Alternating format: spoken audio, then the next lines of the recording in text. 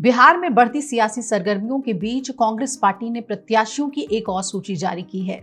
इस सूची को किस तरीके से देखें ये आपको बताएंगे और 6 प्रत्याशियों की इस सूची में क्या खास बात है ये भी आपको बताएंगे। साथ ही पप्पू यादव ने एक बड़ा बयान दिया है महागठबंधन में सीट शेयरिंग को लेकर और कांग्रेस की भूमिका को लेकर ये भी जानेंगे। आपको बता दें कि कांग्रेस ने जो सूची जारी की है उसमें 6 प्रत्याशियों के नाम हैं और खास बात ये कि इस सूची में 3 प्रत्याशी मुस्लिम है। अनुसूचित जाति के लिए आरक्षित एक सीट पर विनोद चौधरी को उम्मीदवार बनाया गया है। वहीं कांग्रेस ने अररिया सीट से अबिदुर रहमान को मैदान में उतारा है। वहीं अमौर विधानसभा सीट से कांग्रेस पार्टी ने जलील मस्तान को प्रत्याशी बनाया। बरारी सीट से तौकीर आलम कांग्रेस पार्टी के प्रत्याशी होंगे। कहलगांव से प्रवीण सिंह कुशवाहा ताल ठोक रहे हैं, जबकि वाल्मीकि नगर विधानसभा सीट से सुरेंद्र प्रसाद कुशवाहा को उम्मीदवार बनाया गया है। इससे पहले आपको याद होगा कि कांग्रेस की जो दूसरी लिस्ट सामने आई थी उसमें 5 प्रत्याशियों के नाम शामिल थे और इस लिस्ट में कांग्रेस ने नरकटियागंज, किशनगंज और पूर्णिया जैसी सीटों पर अपने प्रत्याशी उतारे हैं। बिहार विधानसभा चुनाव 2025 के लिए कांग्रेस पार्टी ने जो पहली प्रत्याशी सूची जारी की उसमें 48 उम्मीदवारों के नाम का ऐलान किया था। पहली सूची में भागलपुर, बक्सर, औरंगाबाद, लखीसराय, सुल्तानगंज, बेगूसराय, खगड़िया, वैशाली, मुजफ्फरपुर और बेतिया विधानसभा सीटों पर प्रत्याशी उतारे गए। हालात ये हो गए कि महागठबंधन के भीतर ही पार्टियां चुनावी मैदान में एक दूसरे के खिलाफ ताल ठोक रहे हैं और सीट बंटवारा जो है वो पूरी तरीके से पेंच में फंस गया। 11 सीटों पर महागठबंधन के सहयोगी दल आमने सामने ही आ गए हैं। पूर्णिया के निर्दलीय सांसद राजेश रंजन उर्फ पप्पू यादव ने रविवार को एक अहम बयान दिया और पत्रकारों से बातचीत के दौरान उन्होंने राजद नेता तेजस्वी यादव पर बिना नाम लिए हुए जमकर निशाना साधा और कहा कि कांग्रेस अब किसी की खाद बनने का काम नहीं करेगी। महागठबंधन में सीट बंटवारे को लेकर उठ रहे विवादों पर उन्होंने कहा कि कांग्रेस हमेशा गठबंधन धर्म निभाने में विश्वास रखती है, लेकिन अब पार्टी अपने आत्मसम्मान से कोई समझौता नहीं करेगी। राहुल गांधी बिहार में वोट अधिकार यात्रा निकालकर महागठबंधन को मजबूत करने की कोशिश कर रहे हैं, लेकिन कुछ लोग उस प्रयास को कमजोर कर रहे हैं। पप्पू यादव ने यह भी कहा कि कांग्रेस ने कभी सीटों को लेकर खींचतान नहीं की, लेकिन दलित और अति पिछड़ा समाज से आने वाले कांग्रेस प्रदेश अध्यक्ष के सम्मान को ठेस पहुंचाई जा रही है।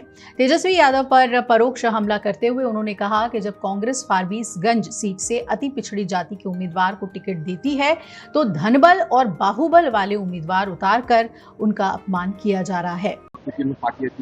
अब वो उनसे पूछे कैसे चलेगी?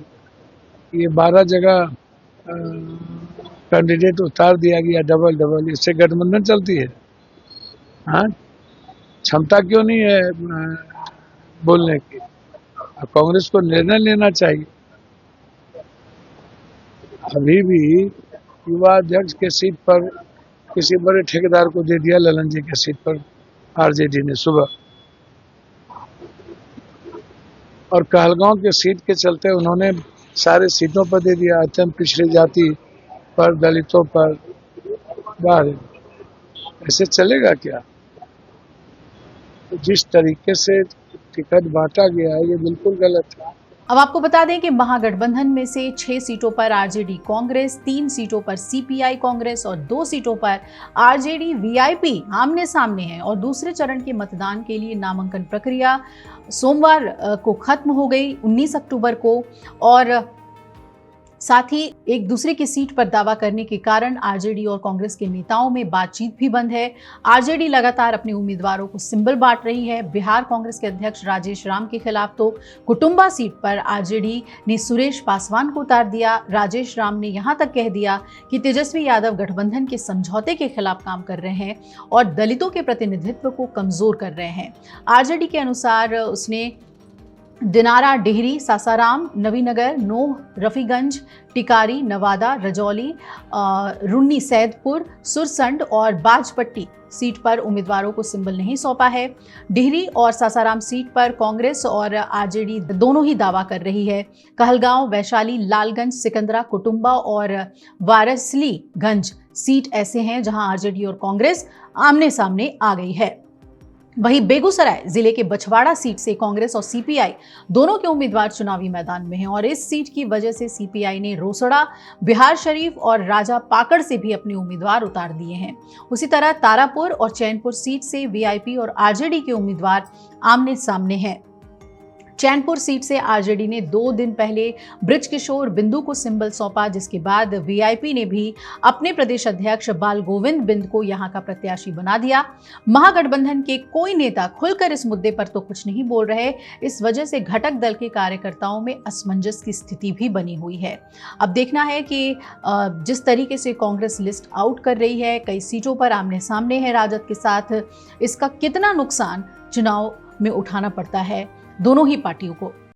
अगर आप ये वीडियो YouTube पर देख रहे हैं तो हमारे चैनल को सब्सक्राइब कर बेल आइकन दबाएं और Facebook पर देख रहे हैं तो हमारे पेज को लाइक करें।